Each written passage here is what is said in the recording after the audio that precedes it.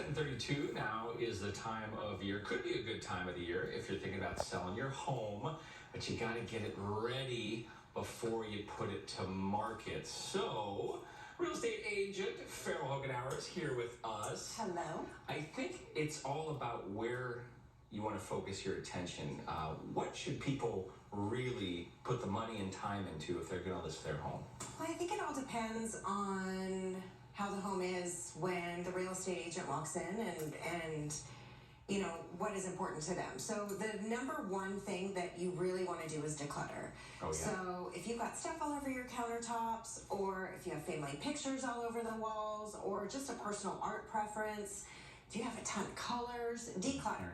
Get everything away. Simple is best. And that's easy and free. That is super easy and very free. It just takes a lot of work. Yeah. I know my house, we lived in it for 13 years. I'm like, oh my gosh, and I'm a real estate agent. So I have seen those Zillow photos, and just stuff is everywhere, and it's just not as appealing. And I think also buyers don't want to know that someone lived there. They don't want to see it. Right. So you want someone to walk into the house and be like, oh, I can put that there. Yeah.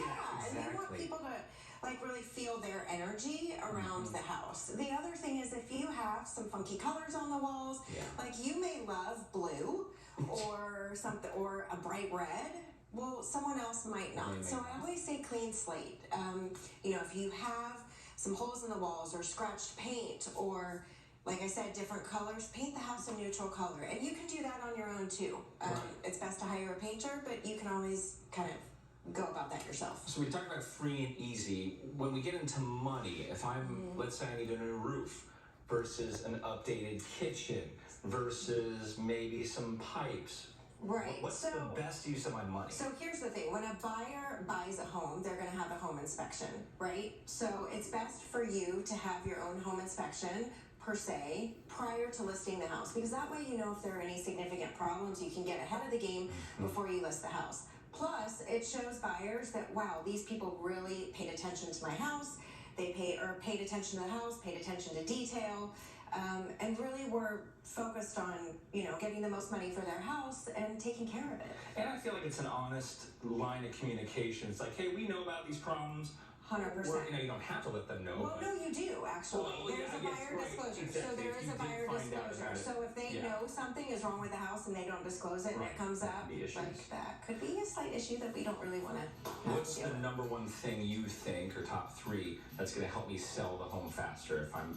If I'm doing a new kitchen, if I'm going to, spruce up the backyard, what is the best? So kitchens and baths are number one. Always. So always number one. And I will tell you, paint, like as crazy as it sounds, paint one neutral color throughout the entire home with a clean slate makes a million times difference. It really does. It takes a home from being cluttered and maybe feel a little cloudy and dirty to bright and happy and airy. Really, it's a amazing difference. And I also will say, if you have the means, moving out and staging the house. So staging a home can take a home from drab to, as funny as it sounds, fabulous. No, for sure. It completely can. In the case of this house, this is a home that is going on the market today in Scottsdale. 9070 East Astor Drive. Okay, someone doing yoga or pretending to. So they converted their patio into this really great space for an office or a yoga studio. So we came in and we staged it. This house looks fantastic. You put some furniture into it. It is like, I call it like a warm, cozy hug. It just feels so cozy with the furniture, but it has such an open floor plan that it's great for entertaining. As we wrap things up, what do you think is the number one mistake people make, other than, not hiring a realtor or whatever, but when they're selling their home, what is the number one mistake that is going to make it sit on the market forever? Pricing their house too high. And we're still seeing a lot of that. And we're still seeing a lot of that. So here's the thing. Certain pockets of Phoenix are still in a buyer's market.